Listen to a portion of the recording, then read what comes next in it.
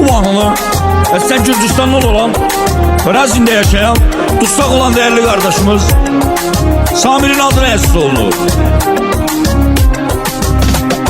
Maşallah her yerde hürmetin hürmet, çekmesin hiç vakti gözlerine sep. Azadlığın olsun teziyle kardeş, arzuların olsun Samir gerçek. Kardeşim sende olan kuvvet dağın kudretine beraberdi.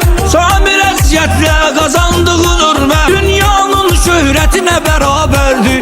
Senin hoş emelin hayli saydadır, bu ile çok insanlara bir faydadır. Ses sorağın yayılıp her yana, Samir seni tanıyorlar Gürcistan'da.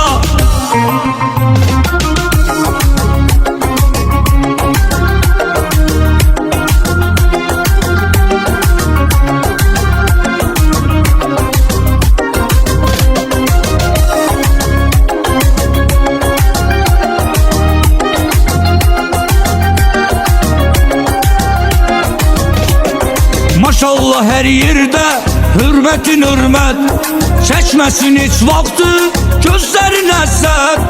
Azadlığın olsun teziyle kardeş, arzuların olsun Samir gerçek. Kardeşim sende olan kuvvet dağın kudretine beraberdi. Samir ezziyetle kazandığın hürmet dünyanın şöhretine beraberdi.